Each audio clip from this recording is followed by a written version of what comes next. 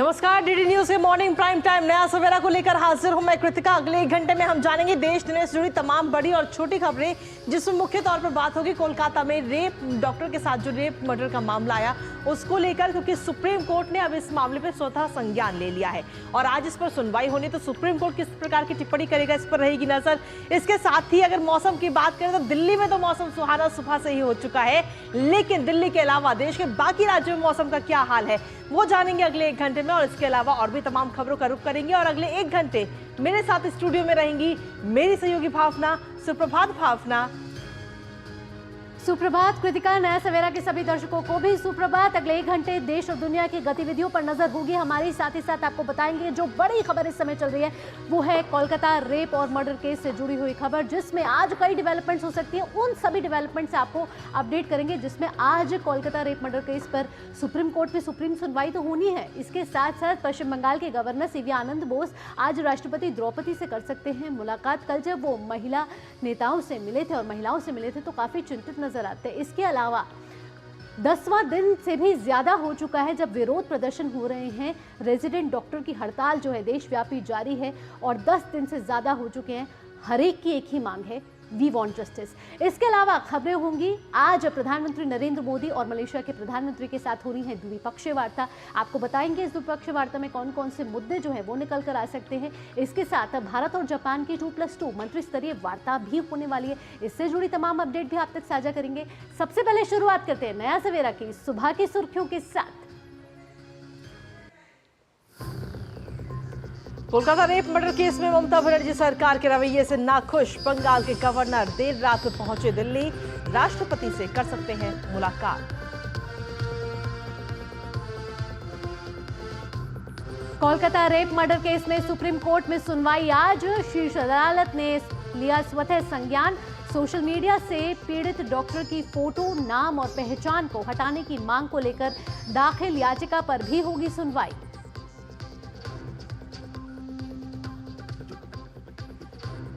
प्रधानमंत्री नरेंद्र मोदी के साथ आज नई दिल्ली में मलेशिया के प्रधानमंत्री करेंगे द्विपक्षीय वार्ता। दोनों देशों के बीच कई समझौता ज्ञापनों पर हस्ताक्षर होने की उम्मीद।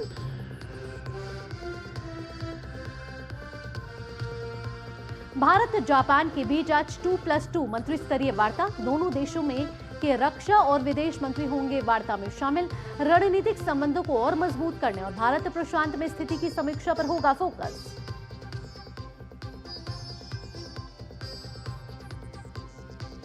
जम्मू कश्मीर में 18 सितंबर को होने वाले पहले चरण की 24 विधानसभा सीटों के लिए अधिसूचना आज होगी जारी। 27 अगस्त तक नामांकन कर सकते हैं दाखिल। उत्तराखंड समेत 5 राज्यों में आज बारिश का ऑरेंज अलर्ट। दिल्ली में सुबह से ही झमाझम बारिश, उमस भरी गर्मी से मिली कुछ राहत।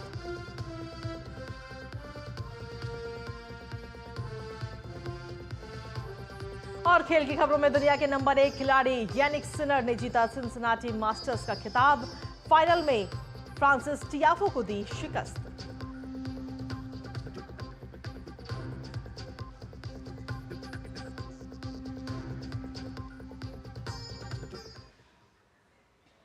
तो नया सवेरा की शुरुआत करते हैं। सबसे पहले खबर, जो मुख्य खबर है वो कोलकाता में रेप और मर्डर केस की से जुड़ी है। 9 अगस्त को हुआ था ये दुष्कर्म मामला। कोलकाता में महिला डॉक्टर के साथ रेप और मर्डर केस के कारण पूरा देश इस समय गुस्से की आग से उबल रहा है। बिल्कुल, और लगभग हर वर्ग के जो लोग हैं वो ममता बनर्जी की सरकार के रवैये से नाखुश हैं। घटनास्थल पर जांच के लिए सीबीआई के पहुंचने से पहले जिस तरह सबूतों के साथ छेड़छाड़ की खबरें और कुछ दृश्य भी सामने आए, उसके बाद सुप्रीम कोर्ट भी अब सक्रिय हो चुका है। खुद बंगाल के गवर्नर सीवी आनंद बोस तृणमूल सरकार के क्रियाकलापों से हैरान हैं। देर रात वो दिल्ली पहुंच चुके हैं। कहा जा रहा है कि आज वो राष्ट्रपति से मिलकर पूरी वस्तु स्थिति उनके सामने रखेंगे, पूरी जानकारी उनके सामने रखेंगे। दिल्ली आने से पहले बीते कल जब रक्षाबंधन पर पश्चिम बंगाल के राज्यपाल सीवी आनंद बोस ने राजभवन में महिला नेताओं और डॉक्टरों से मुलाकात की, तब बंगाल में महिलाओं की सुरक्षा पर वो काफी चिंतित नजर आए। राज्यपाल ने कहा कि पश्चिम बंगाल में लोकतंत्र कमजोर हो रहा है।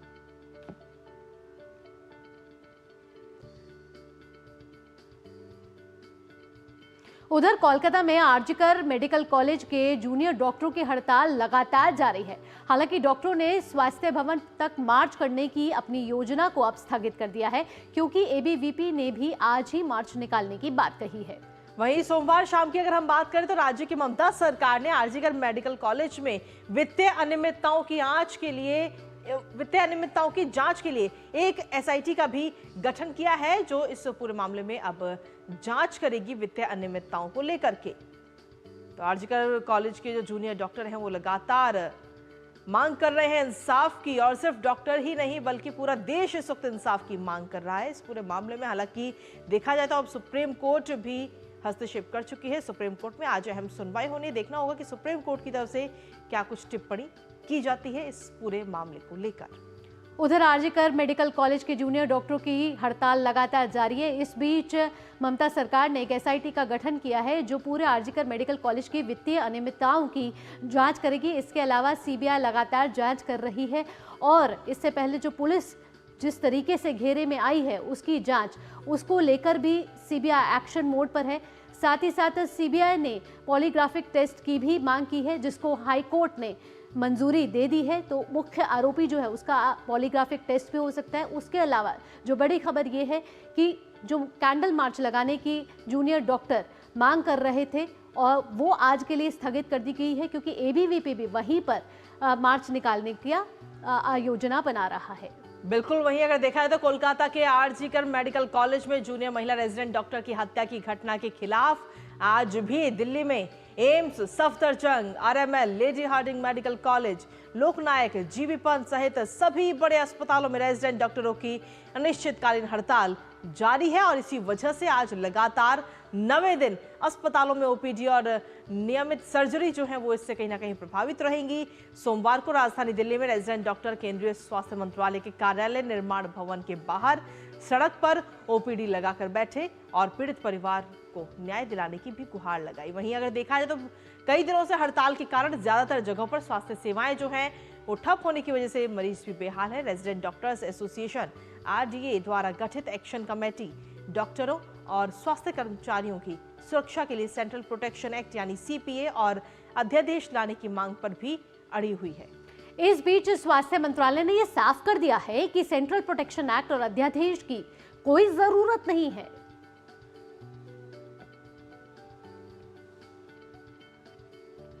आगे बढ़ते हैं। कोलकाता रेप और हत्या मामले पर डॉक्टरों के भारी विरोध प्रदर्शन के बीच स्वास्थ्य मंत्रालय ने केंद्र सरकार के सभी मेडिकल अस्पतालों में सुरक्षा 25% बढ़ाने का निर्देश दे दिया है। बिल्कुल, केंद्र ने निर्देश जारी करते हुए कहा है कि अस्पतालों में जरूरत के हिसाब से मार्शल भी बढ़ाए जाएंगे। स्वास्थ्य सेवाओं के महानिदेशक की अध्यक्षता में एक कमेटी बनेगी जो अस्पतालों की सुरक्षा और डॉक्टरों की समस्याओं पर सुझाव लेगी।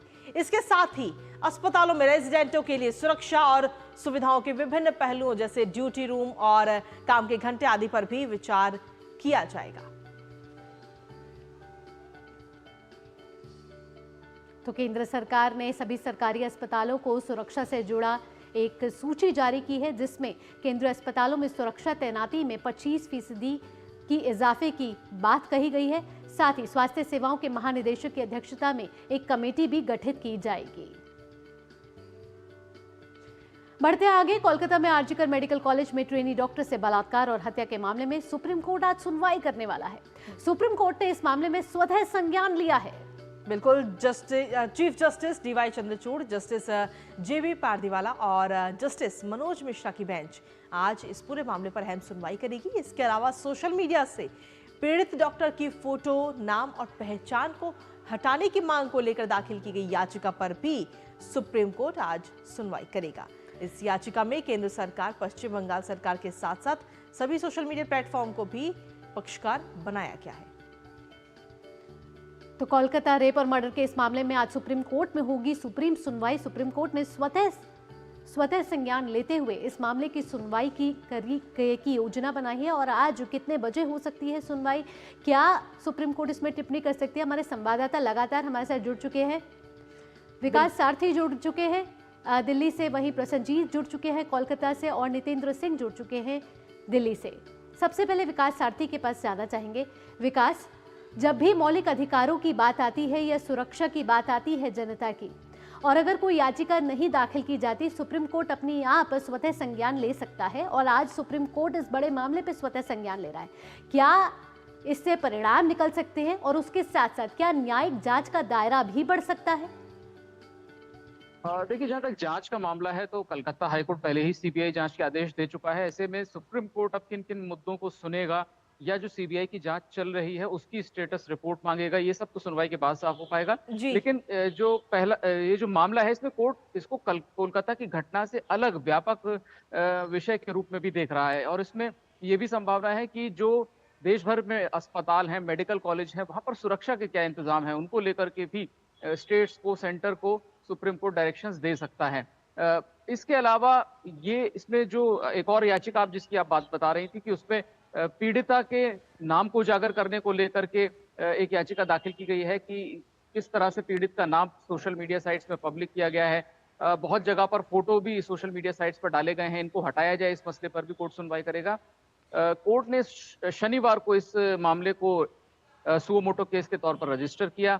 आज पहले केस के तौर पर इसकी सुनवाई होगी, यानी सबसे पहला मामला चीफ जस्टिस की कोर्ट में यही होगा। इसके अलावा भावना इसकी एक वजह और भी हो सकती है कि हालांकि कलकत्ता हाईकोर्ट ने सुनवाई शुरू कर दी थी, लेकिन जो आप प्रतिक्रिया देख रहे हैं उससे पूरा देश प्रभावित है। जो डॉक्टरों ने हड़ताल की और उसके बाद जो मांग कर रहे हैं कि उनकी सुरक्षा को लेकर के पुख्ता इंतजाम किए जाएं और कानून भी लाया जाए, तो ये एक अब व्यापक मसला बन गया है। ये सिर्फ कलकत्ता तक, कोलकाता या पश्चिम बंगाल तक सीमित नहीं है। इसी कारण सुप्रीम कोर्ट ने इस मामले का स्वतः संज्ञान लिया है और ये भी संभावना है कि कोर्ट जो डॉक्टर्स की एसोसिएशन है उनको भी पार्टी बना सकता है कि उनकी क्या मांगे हैं जिनकी वजह से इस तरह से स्ट्राइक की गई, या जो अभी भी ज्यादातर जगहों पर डॉक्टर्स जो नॉन एसेंशियल सर्विसेज हैं उनमें ये कह रहे हैं कि पहले उनकी मांगों को माना जाए, वहां पर भी उनका विरोध प्रदर्शन जारी है। पब्लिक में ओपीडी लगा रहे हैं, वो अस्पतालों में नहीं जा रहे हैं, कुछ जगहों पर ऐसी घटनाएं हैं। तो पूरा जो एक मामला था अब ये केवल कोलकाता तक नहीं है, ये पूरे देश में इसको लेकर के एक तरीके का विरोध और रोष जो खास तौर से डॉक्टरों के बीच, जनता में तो है ही लेकिन डॉक्टरों में विशेष रूप से है। इसीलिए कोर्ट उस मसले पर भी कुछ निर्देश जारी कर सकता है कि भविष्य में इनको सुरक्षित रखने के लिए क्या कदम उठाए जाएं। जी, इसी के साथ साथ प्रसन्नजीत भी हमारे साथ जुड़ चुके हैं। प्रसन्नजीत, सवाल कई हैं और जवाब मांग रहा है देश एक ही सुर में, हमें न्याय चाहिए, we want justice. City of joy city of tears में बदल चुका है, 11वां दिन पहुंच चुका है। ममता बनर्जी इस तरीके से विरोध कर रही हैं, इस तरीके से प्रदर्शन कर रही हैं, खुद मुख्यमंत्री, गृह मंत्री, स्वास्थ्य मंत्री ऐसे प्रदर्शन कर रही हैं कि लग रहा है वो खुद विपक्ष में हो।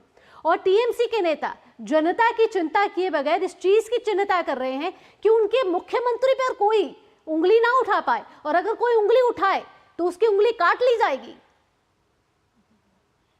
और देखिए, इसमें पहले तो एक बात बता दूं कि ये जो आज विकास ने कह रहे थे कि आज सुप्रीम कोर्ट किस किस तरह से सुनवाई कर सकती है, तो इसमें जो बंगाल में लोगों का कहना है कि देखिए ये सिर्फ डॉक्टर की मसला नहीं है, सही में ये पूरा देश का बन गया है, लेकिन साथ ही में सिर्फ लेडी डॉक्टर का मसला नहीं है। जो लोग रात को, जो महिलाएं रात को ड्यूटी करती है, वो चाहे वो आईटी का हो, चाहे वो कोई कैब ड्राइवर हो, चाहे वो बाकी किसी भी प्रोफेशन में जो नाइट ड्यूटी में है, क्योंकि कोलकाता में बंगाल की सरकार जिस तरह से बात को सिर्फ अस्पताल तक सीमित रखने की कोशिश किए हैं और सिर्फ ये लेडी डॉक्टर तक सीमित रखने की कोशिश किया है, और बंगाल के लोगों का उम्मीद है कि जिस तरह से सुप्रीम कोर्ट ने इसे सुओ मोटो लिए हैं, तो इसमें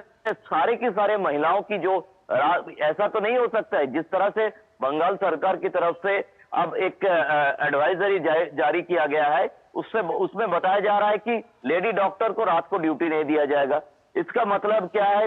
महिला डॉक्टर का कहना है कि क्या हमें पर्दानशीन करने की कोशिश में लगे हुए हैं सरकार, मतलब हमें क्या फिर से मिडिल एज में भेजा जा रहा है कि हम घर में रह जाए और पर्दा के पीछे से पुरुषों के साथ बात करें? ऐसा तो नहीं हो सकता। हम जब नारी सशक्तिकरण की बात कर रहे हैं तब लेडी डॉक्टर का नाइट ड्यूटी नहीं दिया जाए, ये कैसी समस्या का समाधान है? ऐसा नहीं हो सकता है। तो ये भी सुप्रीम कोर्ट के लिए काफी चैलेंजिंग मेरे ख्याल से होने जा रहा है कि क्योंकि लोगों का कहना है कि इस तरह से बात को सेग्रीगेट करके सिर्फ डॉक्टर तक सीमित रखना यह गलत बात है, और ये जो सरकार कर रही है प्रदेश की सरकार। दूसरी बात है, ये जो पहचान हटाने की बात है, ये लेडी डॉक्टर की पहचान सबसे पहले उजागर की थी बंगाल की चीफ मिनिस्टर ममता बनर्जी। ममता बनर्जी का वो बाइक, वो ऑडियो क्लिप किसी जगह पे भी हो सकता है कि पब्लिक डोमेन में भी ये मिल सकता है। तो अब ममता बनर्जी को भी क्या सुप्रीम कोर्ट अपने दायरे में लाएंगे, ये भी सवाल है लोगों की मन में। जी, तो कहीं ना कहीं सवाल कई सारे इस वक्त खड़े होते हुए नजर आ रहे हैं, लेकिन इन सवालों का जवाब कब मिलेगा इसका हम सभी को इंतजार है। एक छोटे से ब्रेक के लिए यहाँ रुक रहे हैं। प्रसन्नजीत आप हमारे साथ बने रहिए, साथ ही विकास आप भी, और नितेंद्र आप भी हमारे साथ लगातार बने रहिए। एक छोटे से ब्रेक के बाद वापस आपके पास आएंगे। एक छोटा सा ब्रेक। मैं क्या जी, सब जानते हैं, जहां दिखे मारियो, अपना समझ के खा लियो। स्वाद से सबको दीवाना कर दे, दीवाना कर दे। पता का चाय, गजब का स्वाद। सुरक्षा की गारंटी हर चीज में जरूरी है, चाहे वो मुश्किल स्टंट हो या अच्छी फसल। इसलिए ले आइए IIL के ट्रैक्टर ब्रांड का शिनबार, जो देता है सुंडी और ट्रिप से सुरक्षा की गारंटी। बात जब पीढ़ियों के लिए बनने वाले घर की हो तो जिम्मेदारी बड़ी हो जाती है। गैलेंट समझता है ये जिम्मेदारी। अब डबल M रिब्स के साथ गैलेंट एडवांस TMT रीबार, निर्माण का रियल हीरो। और ब्रेक के बाद एक बार फिर से स्वागत है आप सभी का। लगातार हम बात कर रहे हैं जिस तरीके से कलकत्ता का ये पूरा मामला सामने आया था, एक डॉक्टर के साथ में रेप और मर्डर का, और इस पूरे मामले पर अब सिर्फ कलकत्ता, सिर्फ पश्चिम बंगाल ही नहीं बल्कि पूरे देश में कहीं ना कहीं आक्रोश नजर आ रहा है, और जिसका असर देश की राजधानी दिल्ली पर भी सीधा पड़ता हुआ नजर आ रहा है, स्वास्थ्य सेवाओं पर। हमारे साथ में हमारे संवाददाता लगातार बने हुए, सीधा नितेंद्र का रुख करते हैं। नितेंद्र, अगर देखा जाए तो कई सारे सवाल तो इकट्ठे हो ही रहे, लेकिन 9 दिन से लगातार ये हड़ताल जारी है, और ये हड़ताल से कहीं ना कहीं सीधा असर स्वास्थ्य सेवाओं पर पड़ रहा है। जो लोग वहां पर, जो मरीज पहुंच रहे हैं, उनको सबसे ज्यादा दिक्कतों का सामना करना पड़ रहा है इस वक्त देश की राजधानी दिल्ली में। निश्चित तौर पे देखिए, इस पूरे मामले के 3 पहलू हैं। एक तरफ जो रेजिडेंट डॉक्टर हैं और देश भर के जो डॉक्टर उनके समर्थन में उतरे हैं, वो न्याय की मांग कर रहे हैं। जो दूसरा पक्ष है वो मरीज है, आम जनता है, उसकी सुनवाई कहीं नहीं है, क्योंकि वो अस्पताल में लंबे समय से डेट लेते हैं सर्जरी का, आने के बाद उनको पता चलता है कि उनकी सर्जरी नहीं होगी। वो उनके लिए कितना पीड़ादायक होता है, जबकि कई मरीज गंभीर किस्म के होते हैं। तो सिर्फ OPD चल रहा है, OPD में भी सीनियर डॉक्टर बैठ रहे हैं, यानी उनकी भी संख्या कम है, तो कम से कम मरीज देखे जा रहे हैं। साथ ही साथ जो पहले से प्लान्ड सर्जरी है वो नहीं हो पा रहा है। इस वजह से जितने भी मरीज हैं वो बहुत ही बेहाल हैं। जितने भी मैं कई अस्पतालों का कल दौरा किया, वहां देखा कि बहुत ज्यादा बुरा हाल है मरीजों के लिहाज से देखा जाए तो, और इसकी कहीं कोई सुनवाई नहीं है। दूसरा पक्ष है जो रेजिडेंट डॉक्टर, उनके मांग को लेकर के, और सरकार का जो रुख है, अगर मैं केंद्रीय स्वास्थ्य मंत्रालय का रुख की बात करूं, उसकी बात है।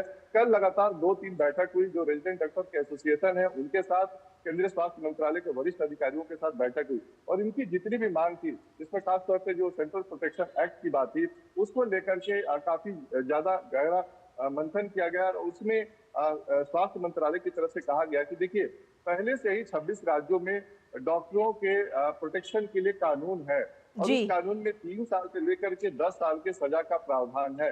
लेकिन जो आप मांग कर रहे हैं, चाहे रेप की बात हो या मर्डर की बात है, वो इसमें कवर नहीं होगा। और आप जो जिस कानून की बात कर रहे हैं उसमें भी ये कवर नहीं होगा। ये जो रेप और मर्डर के गंभीर किस्म का मामला है, और इसका जो भारतीय न्याय संहिता है या फिर IPC का सेक्शन है, उसके तहत इसमें मामला दर्ज होगा, और उसपे जो भी इसमें सजा का प्रावधान है, उसमें कड़ी से कड़ी सजा का प्रावधान है, उसके तहत इस पर कार्रवाई होगी।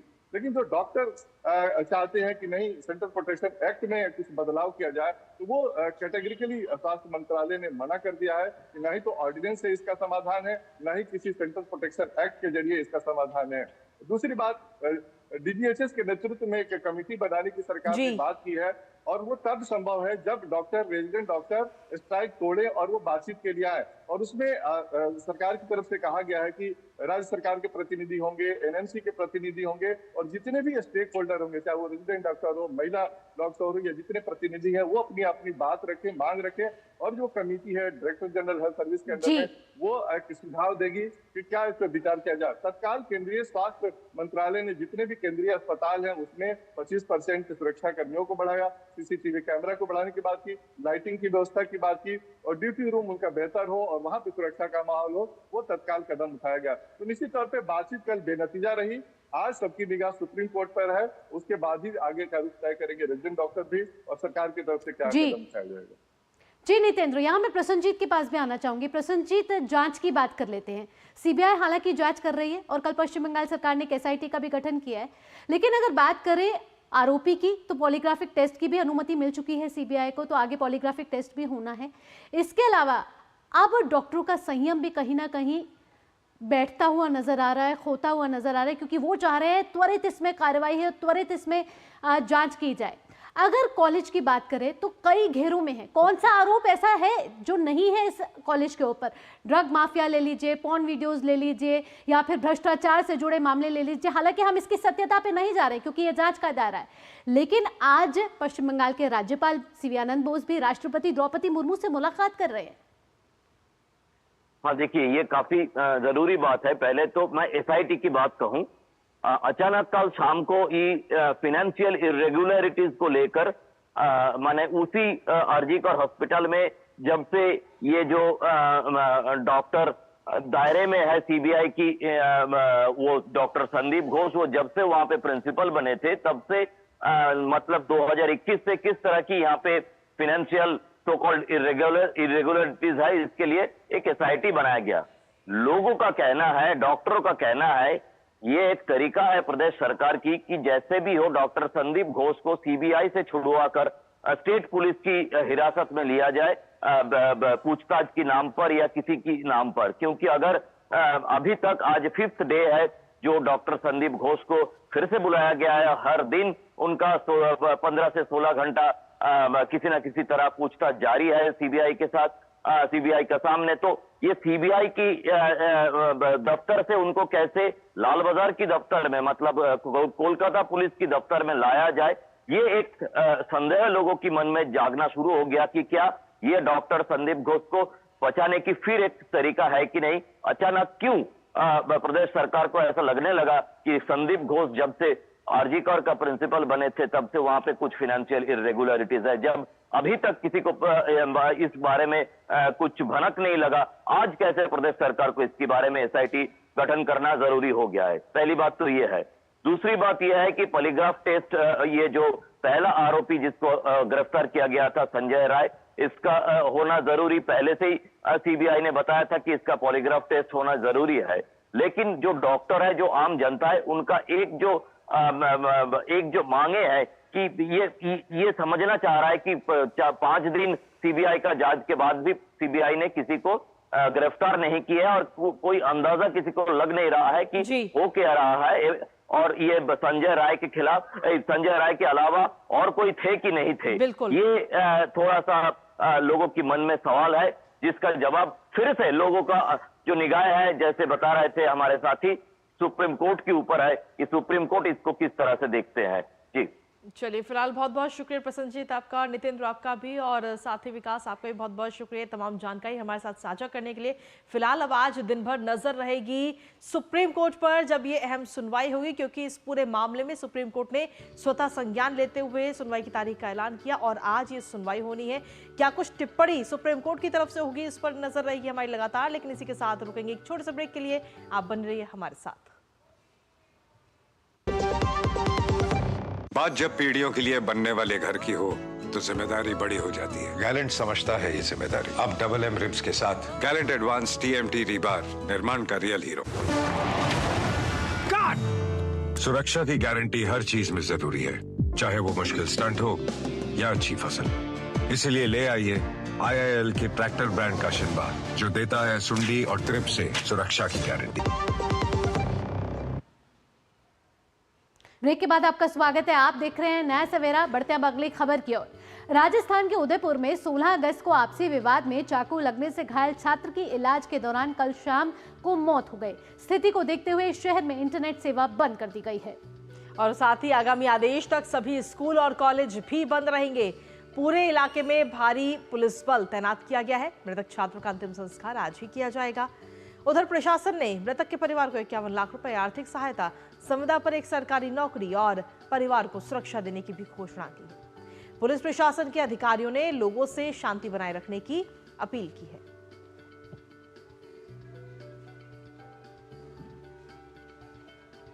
तो सभी स्कूल और कॉलेज आज बंद रहेंगे। उदयपुर का ये मामला है जहां चाकूबाजी में घायल छात्र की मौत हो गई है। मृतक छात्र का आज अंतिम संस्कार होना है और इलाज के दौरान ये मौत जो है वो हुई है। तो उदयपुर का एक बड़ा मामला ये सामने आया है जहां एक छात्र की मौत हुई है चाकूबाजी के दौरान और मृतक के परिवार को 51 लाख रुपए की आर्थिक सहायता की भी घोषणा कर दी गई है। और इस पूरे मामले के दौरान सभी स्कूल और कॉलेज आज बंद रहेंगे। जया गुप्ता जुड़ चुकी है जयपुर से। जया, क्या है ताज़ा अपडेट? बड़ा ही संगीन मामला लग रहा है। एक छात्र की मौत हुई है चाकूबाजी के दौरान और सभी स्कूल कॉलेज को बंद कर दिया गया है। कैसे हालात हैं अभी उदयपुर में? जी, उदयपुर के हालात की मैं बात करूं तो आज सुबह से ही सब तरफ पूरे शहर में चारों तरफ भारी संख्या में पुलिस बल तैनात है। और मैं आपको बताना चाहूंगी कि अभी जो मृतक छात्र है उसकी शव यात्रा उसके घर से रवाना हो चुकी है। आज सुबह उसका शव घर पे लाया गया था और यहाँ से मोक्षधाम के लिए यात्रा रवाना हो चुकी है और कुछ ही देर में छात्र का अंतिम संस्कार कर दिया जाएगा। जी, मैं आपको बताना चाहूंगी कि हर तरफ धारा 163 लागू है, जिसके कारण किसी भी लोगों को एक जगह बहुत संख्या में इकट्ठा नहीं होने दिया जा रहा है। और जो छात्र की अभी शव यात्रा निकल रही है उसमें भारी संख्या में पुलिस बल शव यात्रा के साथ चल रहा है ताकि किसी भी अप्रिय स्थिति से निपटा जा सके। और मैं आपको बताना चाहूंगी कि कल शाम को जब उसके मृत छात्र की मौत हुई उसके बाद में परिजनों ने उसका शव लेने से एक बार इनकार कर दिया था और उसके बाद में प्रशासन ने उनकी 3 मांगे मानी, जिसके बाद में छात्र का शव लेने के लिए परिजन तैयार हुए। उसमें प्रशासन की तरफ से मृतक परिवार को 51 लाख रुपए की सहायता राशि प्रदान की गई। इसके साथ ही जो मामला है वो SC/ST एक्ट में दर्ज होगा और इसके अलावा जो परिवार के एक सदस्य को संविदा पर सरकारी नौकरी देने के लिए राजस्थान सरकार तैयार हुई है, जिसके बाद में सहमति बनी और छात्र का आज अंतिम संस्कार किया जा रहा है। जी जया, अगर देखा जाए तो सभी स्कूल कॉलेज तो बंद है ही, लेकिन साथ ही इंटरनेट सेवाएं जो है वो भी बंद की गई ताकि वहां के हालात जो है वो ना बिगड़ने पाए और जो लोग हैं जो माहौल को बिगाड़ने की कोशिश कर रहे हैं उन पर भी नजर रखी जा सके। बिल्कुल सही कह रहे हैं कि जो आज इंटरनेट है आज भी बंद रहेगा और इंटरनेट कई दिनों से यहाँ लगातार बंद है और इसकी अवधि आज रात तक के लिए और बढ़ा दी गई है। संभावना है कि इंटरनेट बंदी को एक आधा दिन के लिए और बढ़ाया जाए और इसकी वजह से कई प्रकार की अफवाहें उड़ने लगी थी। जैसे ही कल मैं आपको बताना चाहूंगी, कल जैसे ही यहाँ पर छात्र की मौत की सूचना मिली उसके तुरंत बाद शहर में कर्फ्यू लगने कई अप्रिय स्थिति की अफवाहें उड़ी, जिसके बाद प्रशासन ने इस नेट बंदी को आज रात तक के लिए, आज यानी मंगलवार रात 10 बजे तक के लिए और बढ़ाया है। जी जया, इन तमाम जानकारियों के लिए आपका बहुत बहुत धन्यवाद। और इसी के साथ चलिए अब नया सवेरा में आगे बढ़ लेते हैं और रुक कर लेते हैं अगली खबर का, जहां आपको बता दें कि मलेशिया के प्रधानमंत्री अनवर बिन इब्राहिम इस समय 3 दिन की राजकीय यात्रा पर भारत में है। कल दिल्ली में हवाई अड्डे पर उनका पारंपरिक तरीके से स्वागत किया गया। प्रधानमंत्री नरेंद्र मोदी के निमंत्रण पर भारत आए अनवर बिन इब्राहिम आज प्रधानमंत्री मोदी के साथ द्विपक्षीय वार्ता करेंगे। वे राष्ट्रपति द्रौपदी मुर्मू और विदेश मंत्री डॉक्टर एस जयशंकर से भी मुलाकात करने वाले हैं। प्रधानमंत्री के रूप में अनवर इब्राहिम की यह पहली भारत यात्रा है। उनके दौरे से भारत मलेशिया द्विपक्षीय संबंधों को और मजबूती मिलने की उम्मीद है। मलेशिया में 29 लाख की आबादी वाला भारतीय समुदाय दुनिया में तीसरा सबसे बड़ा भारतीय प्रवासी समुदाय है। भारत मलेशिया के लिए पर्यटन का 5वां सबसे बड़ा स्रोत है। साथ ही मलेशिया आसियान में भारत का तीसरा सबसे बड़ा व्यापारिक साझेदार भी है। साथ ही भारत मलेशिया के 10 सबसे बड़े व्यापारिक साझेदारों में से एक है। बात करें वित्त वर्ष 2023-24 की, तो इस दौरान द्विपक्षीय व्यापार दोनों देशों के बीच 20.01 बिलियन अमेरिकी डॉलर का रहा, जबकि भारत में मलेशिया का निवेश लगभग 3.3 बिलियन अमेरिकी डॉलर है। वहीं अगर देखा जाए तो अप्रैल 2023 से दोनों देशों के बीच भारतीय रुपए में व्यापार समझौता भी प्रभावी रूप से लागू हो चुका है।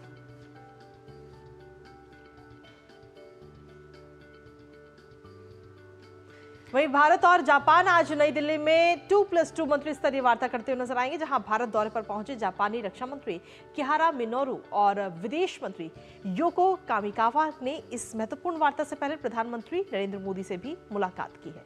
इस दौरान रक्षा मंत्री राजनाथ सिंह और विदेश मंत्री डॉक्टर एस जयशंकर भी मौजूद रहे। आज होने वाली 2+2 मंत्री स्तरीय वार्ता में रक्षा मंत्री राजनाथ सिंह और विदेश मंत्री डॉक्टर एस जयशंकर, वहीं जापानी रक्षा मंत्री किहारा मिनोरू और विदेश मंत्री योको कामिकावा बैठक में हिस्सा लेंगे। इस दौरान द्विपक्षीय सहयोग की समीक्षा होगी और दोनों देशों के बीच संबंधों को और मजबूत बनाने के लिए नई पहलों पर बातचीत की जाएगी। आपसी हित के क्षेत्रीय और वैश्विक मुद्दों पर विचारों का आदान प्रदान भी होगा। रक्षा मंत्रालय ने कहा है कि भारत और जापान लोकतंत्र, स्वतंत्रता और कानून के शासन के साझा मूल्यों के आधार पर विशेष रणनीतिक और वैश्विक साझेदारी साझा करते हैं। वहीं रक्षा क्षेत्र इसमें सबसे महत्वपूर्ण स्तंभों में से एक है। और वहीं अगर देखा जाए तो इससे पहले प्रधानमंत्री नरेंद्र मोदी ने जापान के रक्षा और विदेश मंत्रियों से भी मुलाकात की है और उस दौरान की ये तस्वीर भी आपको दिखा रहे हैं।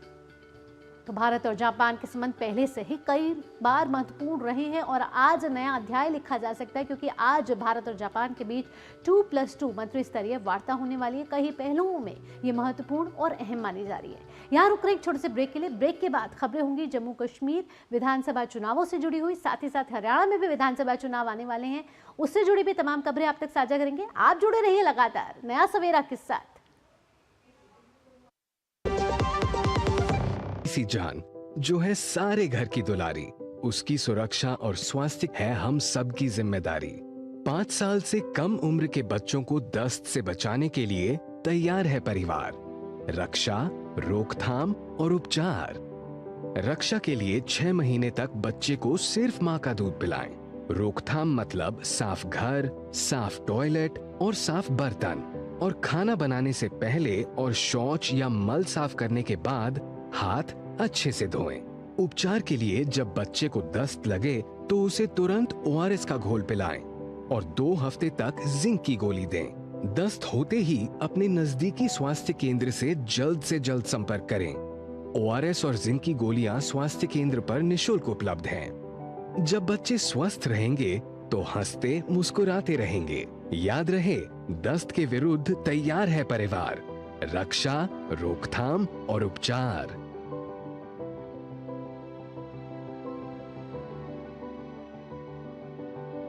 अधिक जानकारी के लिए आशा दीदी से संपर्क करें। स्वास्थ्य एवं परिवार कल्याण मंत्रालय द्वारा जनहित में जारी। सुरक्षा की गारंटी हर चीज में जरूरी है, चाहे वो मुश्किल स्टंट हो या अच्छी फसल। इसलिए ले आइए IIL के ट्रैक्टर ब्रांड का शिनबार, जो देता है सुंडी और ट्रिप से सुरक्षा की गारंटी। बात जब पीढ़ियों के लिए बनने वाले घर की हो तो जिम्मेदारी बड़ी हो जाती है। गैलेंट समझता है ये जिम्मेदारी। अब MM रिब्स के साथ गैलेंट एडवांस TMT रीबार, निर्माण का रियल हीरो।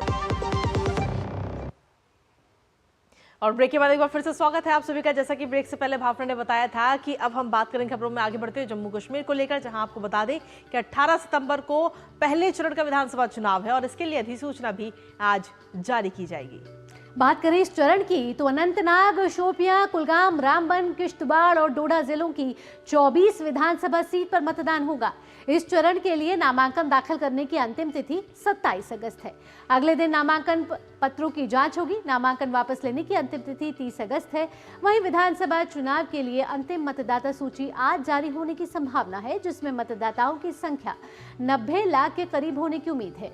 वहीं क्षेत्र और मतदाताओं का ब्यौरा देने वाली सूचियां इस बार विशेष रूप से महत्वपूर्ण होंगी, क्योंकि परिसीमन की प्रक्रिया के बाद कई विधानसभा क्षेत्रों की सीमाएं बदल चुकी हैं और विधानसभा सीटों की संख्या 83 से बढ़कर 90 हो चुकी है।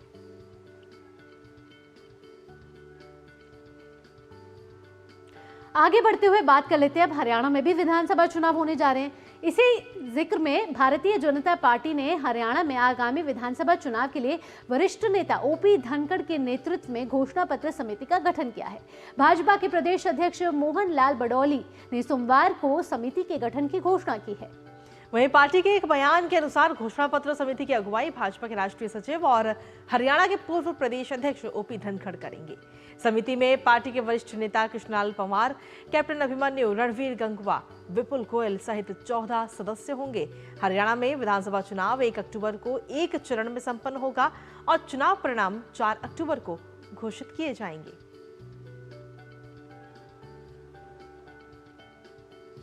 और आगे बढ़ते हुए बात कर लेते हैं प्रधानमंत्री नरेंद्र मोदी की पोलैंड यात्रा की।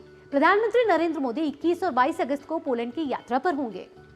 प्रधानमंत्री पोलैंड की राजधानी वार्सा में मोंटे कैसिनो स्मारक का दौरा करते हुए नजर आएंगे, जहां द्वितीय विश्व युद्ध के दौरान मोंटे कैसिनो की लड़ाई लड़ी गई थी और भारत के सैनिकों ने पोलैंड की सेना के साथ मिलकर इस लड़ाई को जीता था। और इस लड़ाई के बारे में आपको बताएं, इसमें भारत के सैकड़ों सैनिक शहीद हुए थे। प्रधानमंत्री मोदी स्मारक पर पहुंचकर सैनिकों को श्रद्धा सुमन अर्पित करेंगे। आइए देखते हैं डीडी न्यूज की एक खास रिपोर्ट ग्राउंड जीरो से। पोलैंड की राजधानी वार्सा में मेरे पीछे आपको जो स्मारक दिखाई दे रहा है वो मोंटे कैसिनो स्मारक है। आपको बता दें, मोंटे कैसिनो की लड़ाई भारतीय सेना और पोलैंड की सेना ने मिलकर लड़ी थी। जर्मन की जो सेना थी वो भारतीय सेना और पोलैंड की सेना के खिलाफ लड़ रही थी। मोंटे कैसिनो की लड़ाई इसलिए भी महत्वपूर्ण है कि इटली की सुरक्षा के लिए जर्मन ने गुस्ताव लाइन बनाई थी और उस गुस्ताव लाइन का आधार था मोंटे कैसिनो।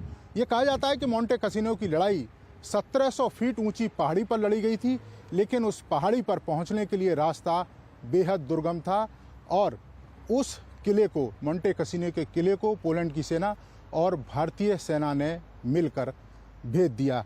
इस लड़ाई में सैकड़ों की संख्या में भारतीय सैनिक शहीद भी हुए थे। 18 मई 1944 को पोलैंड की सेना के द्वारा मोंटे कैसिनो पर कब्जा कर लिया गया। उसके बाद मित्र राष्ट्रों की सेना इटली में मिली और उसके बाद रोम की आज़ादी का रास्ता साफ हुआ। यही कारण है कि ये लड़ाई ऐतिहासिक है। और अगर इस स्मारक की हम बात करें तो भारतीय सेना के सम्मान में इस स्मारक को पोलैंड की सेना ने बनाया है, क्योंकि भारतीय सेना की 4th इन्फेंट्री डिवीज़न ने इस युद्ध में भाग लिया था। इस स्मारक की बात करें तो सफ़ेद संगमरमर के पत्थर का इस स्मारक में प्रयोग किया गया है। 12 मीटर ये ऊंचा स्मारक है और इस स्मारक के ऊपरी हिस्से में ग्रीस की देवी को उकेरा गया है, जो जीत की प्रतीक है। इस स्मारक के आधार की बात करें तो आसपास के इलाके की सांस्कृतिक झलक इसके आधार में आपको दिखाई देगी।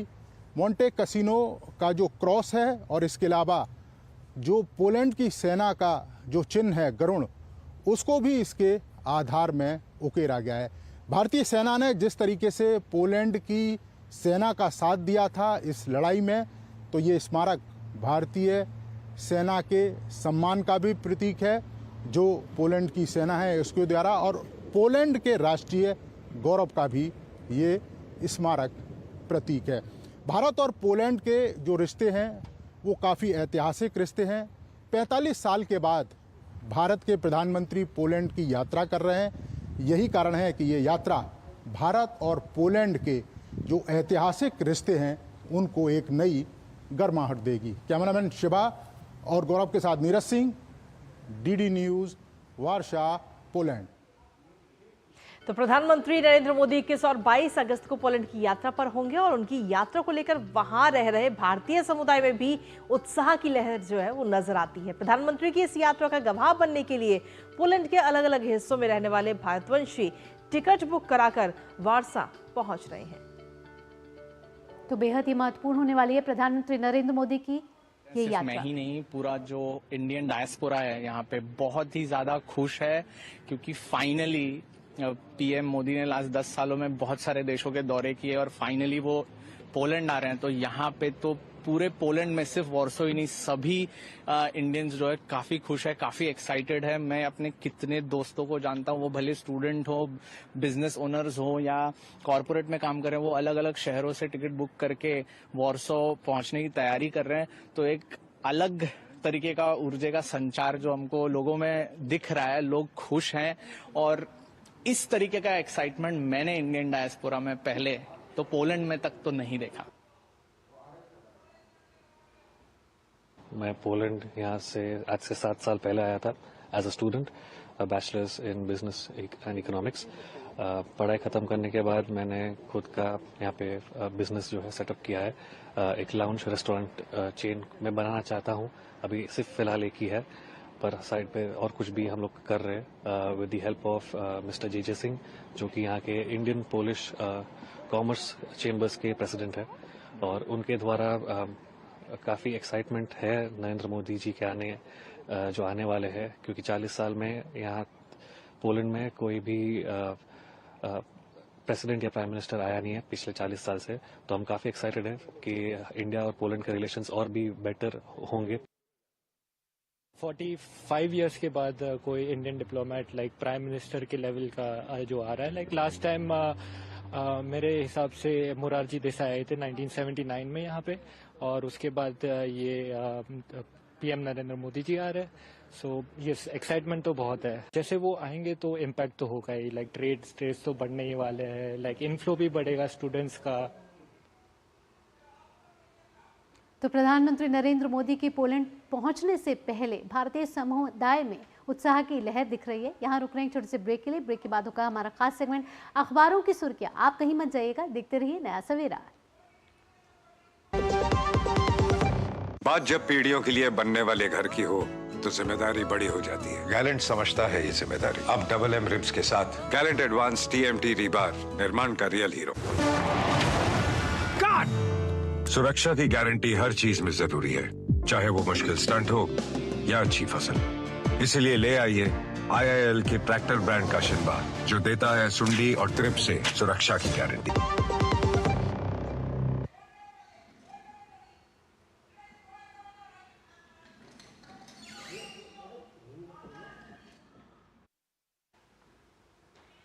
और ब्रेक के बाद एक बार फिर से स्वागत है आप सभी का। खबरों में आगे बढ़ेंगे, न्यूज़पेपर का रुख करेंगे, लेकिन उससे पहले देख लेते हैं दुनिया भर की कुछ खास और अहम खबरें।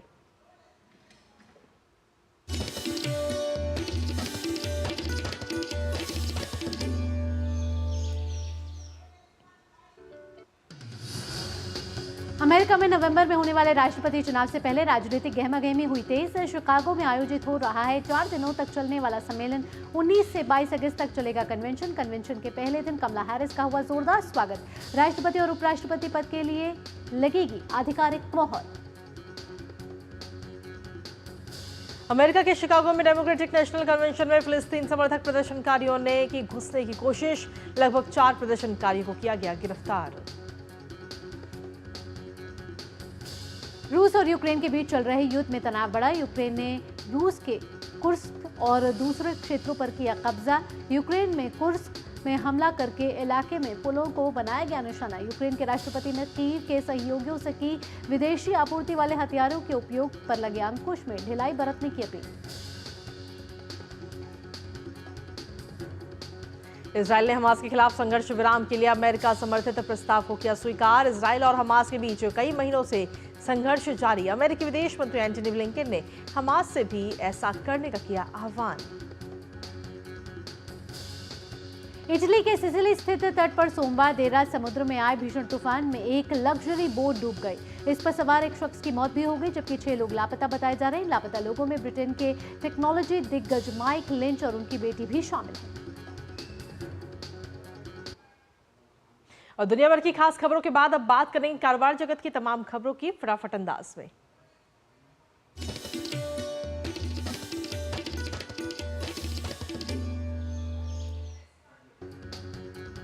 केंद्रीय वित्त मंत्री निर्मला सीतारमण की अध्यक्षता में सार्वजनिक क्षेत्र के बैंकों के प्रदर्शन को लेकर दिल्ली में समीक्षा बैठक हुई। इस दौरान डिपॉजिट मोबिलाइजेशन और साइबर सुरक्षा, नए ऋण उत्पादों और योजनाओं के कार्यान्वयन और वित्तीय समावेशन के तहत ऋण तक पहुंच जैसे विभिन्न वित्तीय मापदंडों पर विस्तार से चर्चा की गई। वित्त मंत्री ने सार्वजनिक क्षेत्र के बैंकों को जमा राशि जुटाने के लिए विशेष अभियान चलाने, कुशल ग्राहक सेवा वितरण पर ध्यान केंद्रित करने के साथ ही विशेष रूप से ग्रामीण और अर्ध शहरी क्षेत्रों में ग्राहकों से जुड़ने की सलाह दी।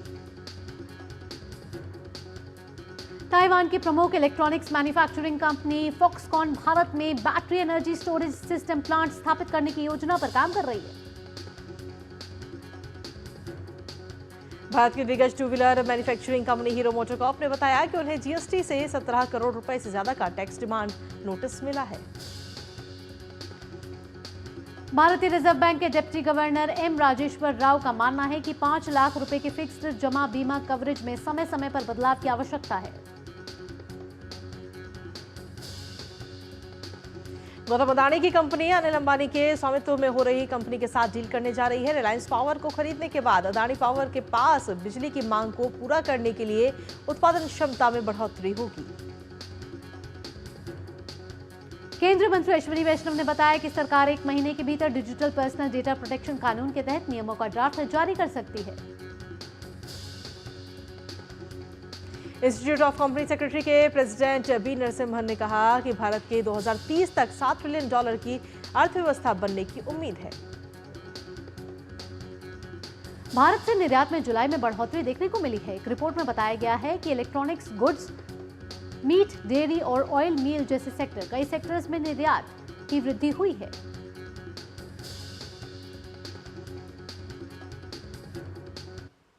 और कारोबार जगत के बाद अब बात करते हैं खेल जगत की तमाम खबरों की फटाफट अंदाज में ही।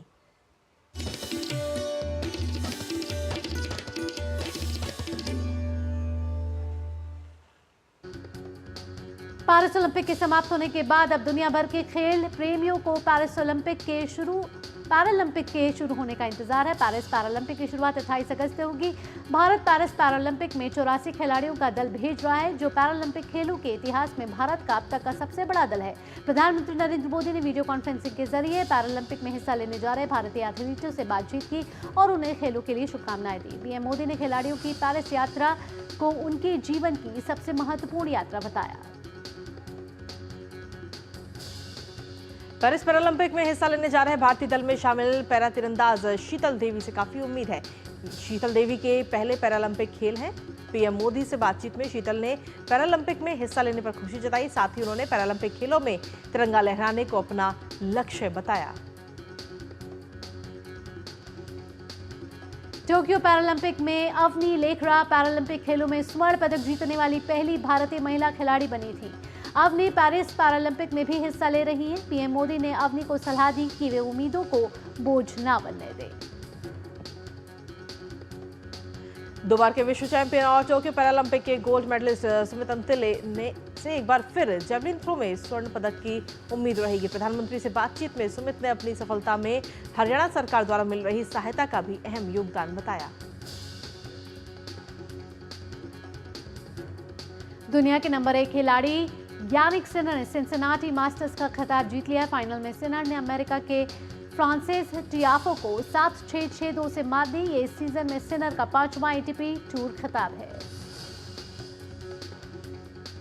अरीना सवालेका ने सिंसिनाटी ओपन का खिताब अपने नाम कर लिया है। फाइनल मुकाबले में सवालेका ने जेसिका पेगुला को 6-3, 7-5 से हराया। सवालेका को ये मैच जीतने में 76 मिनट लगे। ये जनवरी में जीते गए ऑस्ट्रेलियन ओपन के बाद से सवालेका का पहला खिताब है। और नया सवेरा में आगे बढ़ते हुए अब बारी है अखबारों की सुर्खियों की।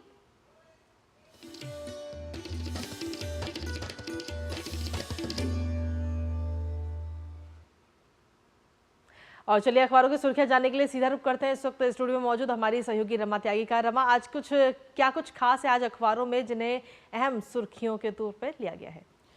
जी कृतिका, अगर अखबारों की सुर्खियों की बात करते हैं तो तमाम बड़ी खबरें हैं और सभी अखबारों ने कमोबेश जो कोलकाता बलात्कार और हत्या मामला है उससे जो जुड़ी रिपोर्ट है वो अपने प्रथम पृष्ठ पर उसको जगह दी है। और सभी अखबारों में ये बताया गया है कि बेहद संघर्ष किया पीड़िता ने, आखिरी सांस तक लड़ी डॉक्टर, इस तरह की जो है हेडलाइंस हम देख सकते हैं। इसके बारे में ऑटोप्सी रिपोर्ट है उसमें कई खुलासे हुए हैं और जो पोस्टमार्टम की रिपोर्ट आई उसमें 14 से ज़्यादा जो घाव हैं वो देखने को मिले। और आज इसके सुप्रीम कोर्ट में हालांकि स्वतः संज्ञान पर सुनवाई होनी है, लेकिन जिस तरह से ये रिपोर्ट आई है अखबार के मुताबिक, उसमें क्रूरता की जो सभी हदें हैं वो पार कर दी गई हैं। रिपोर्ट में ये भी बताया गया है कि महिला डॉक्टर के नाक, जबड़े, हाथ और कंधे पर जो है गहरी चोटें लगी हैं और गहरी नींद के बावजूद बेहद संघर्ष किया महिला डॉक्टर ने, पीड़िता ने। उस वक्त ये दिखाता है और कई सवाल खड़े करता है राज्य प्रशासन पर और जिस तरह से इसमें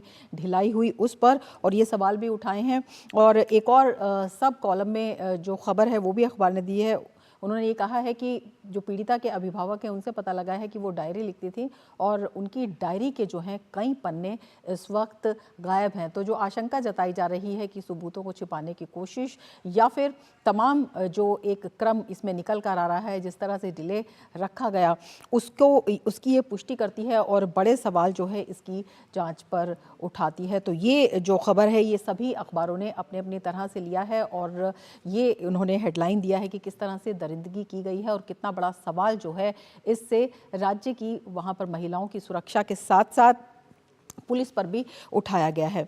अगर दूसरी हम खबर की बात करें, जो दूसरी अहम खबर है जो सभी अखबारों ने ली है, केंद्र सरकार ने जो है स्वास्थ्य मंत्रालय ने बात की जो पूरे देश में आक्रोशित डॉक्टर हैं उनसे, और उनके साथ ही अस्पतालों की सुरक्षा सख्त होने से संबंधित जो है बात स्वास्थ्य मंत्रालय ने कही और इसे ही सबने अपने जो प्रथम पृष्ठ पर सुर्खियों में लिया है दूसरी खबर के रूप में। और ये भी कहा गया है कि मांग के आधार पर अस्पताल में मार्शलों की तैनाती भी की जा सकेगी। स्वास्थ्य सेवा महानिदेशालय के नेतृत्व में एक समिति भी गठित की जाएगी और ये भी बताया गया है कि जो लगातार बातचीत हुई है उसमें जो डॉक्टर एसोसिएशंस हैं उन्हें कानूनी पहलुओं से भी अवगत कराया गया है। और जो समिति है ये अपने आप में काफ़ी अहम होने वाली है क्योंकि इसमें डीजीसीए की अध्यक्षता में जो अस्पतालों में रेजिडेंट डॉक्टर हैं उनकी सुरक्षा और किस तरह से उनके जो काम के घंटे हों और किस तरह से जो उनके लिए और सुरक्षा मुहैया कराई जा सकती है। हालांकि ये भी कहा गया है कि ये जो मामला था ये मरीज और डॉक्टर के बीच का नहीं था, ये दूसरा मामला था, लेकिन तभी भी तमाम पहलुओं पर जो विचार है वो किया जा रहा है। अगर हम तीसरी खबर की बात करते हैं जो बेहद अहम है, वो भारत और नेपाल के बीच लगातार मजबूत होते संबंधों को लेकर, और उसी के तहत भारत को 1000 मेगावाट बिजली का निर्यात करेगा नेपाल। इस खबर की हेडलाइन जो है ये भी तमाम अखबारों ने सुर्खियों में ली है और भारतीय विदेश मंत्री ने नेपाल के इस निर्णय को मील का पत्थर बताया है। दरअसल विदेश मंत्री एस जयशंकर ने सोमवार को नेपाली समकक्ष आजू राणा देउबा के साथ द्विपक्षीय वार्ता की और इसमें लगातार जो ये एक बात निकल कर आई है उसके अलावा भी तमाम जो ऐसे द्विपक्षीय मुद्दे हैं जिन पर आगे बढ़ने के लिए एक नया रास्ता तैयार हुआ है, तो इस मायने में काफ़ी अहम ये खबर हो जाती है। और एक और अपनी तरह की अलग खबर जो है वो तमाम अखबारों ने ली है और इसमें भी हम बता देते हैं कि खाद्य पदार्थों में प्लास्टिक के जो कण हैं उसकी मिलावट रोकने की कवायद जो है वो अब की जाएगी और FSSAI ने खाद्य उत्पादों में माइक्रो प्लास्टिक यानी कि प्लास्टिक के कण की मिलावट का पता लगाने के लिए तरीके विकसित करने के लिए एक परियोजना तैयार की है। और इसमें क्योंकि तमाम जो जगहों से इस तरह की शिकायत आ रही थी और स्वास्थ्य की बढ़ती चिंता को देखते हुए ये फैसला लिया गया है और इसका मकसद है कि जो विभिन्न खाद्य उत्पाद हैं उनमें माइक्रो और नैनो प्लास्टिक का पता लगाया जाए किस तरह से, और इन तरीकों को भी एक मान्यता दी जाए। और अगर अगली खबर की बात करते हैं तो वो भी अपने आप में बेहद अहम खबर है क्योंकि अमेरिका के न्यूयॉर्क में इंडिया डे परेड में राम मंदिर की झांकी देखने को मिली। तो ये दिखाता है कि किस तरह से भारत की जो संस्कृति है हर जगह अपने परचम लहरा रही है। अखबार ये कहता है कि भारत की सांस्कृतिक समृद्धि और धार्मिक विविधता की ये एक झलक है जो अमेरिका में दिखी और ये हुआ न्यूयॉर्क में। भारतवंशियों ने स्वतंत्रता दिवस के उपलक्ष्य में इंडिया डे परेड निकाली और इसमें जो सांस्कृतिक समृद्धि है और धार्मिक विविधता की झांकी है वो देखने को मिली। तो ये है तमाम अखबारों की अहम खबरें। तो रामायण ने अखबारों की विभिन्न क्षेत्रों की खबरों को समेट कर आने के लिए आपका बहुत बहुत धन्यवाद। और इसी के साथ चलिए अब आगे बढ़ लेते हैं और नया खबरों में आगे बढ़ते हैं। अब देख लेते हैं सिने जगत की तमाम खबरें फटाफट अंदाज में।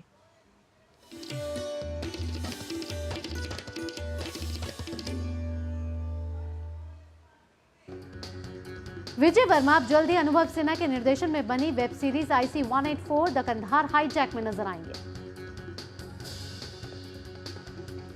पीजे ज्ञानवेल द्वारा निर्देशित सुपरस्टार रजनीकांत की फिल्म वेटियन का फैंस बेसब्री से इंतजार कर रहे हैं। छावा और पुष्पा 2 दोनों ही फिल्में 6 दिसंबर को रिलीज हो रही हैं। हाल ही में रश्मिका मंदाना और विकी कौशल स्टारर ऐतिहासिक फिल्म छावा का टीजर भी रिलीज कर दिया गया है। सलीम खान और जावेद अख्तर के करियर और जिंदगी को दिखाने वाली documentary series angry young man का पहला सीजन 3 एपिसोड्स के साथ आज रिलीज हो गया। सिनेमाघरों के बाद तेलुगु फिल्म कल्कि 2898 AD अब 22 अगस्त को OTT पर होगी रिलीज। फिल्म हिंदी में नेटफ्लिक्स पर और दक्षिण भारतीय भाषा में प्राइम वीडियो पर देखी जा सकेगी। और चलिए ऐसे में आगे बढ़ते हुए अब देख लेते हैं मौसम का हालचाल और जानते हैं देश भर में अलग अलग राज्यों का न्यूनतम और अधिकतम तापमान।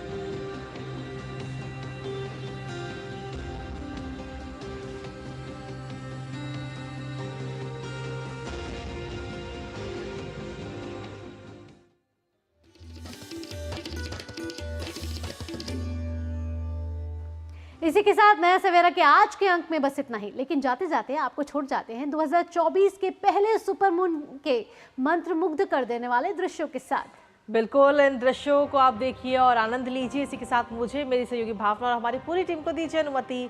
नमस्कार।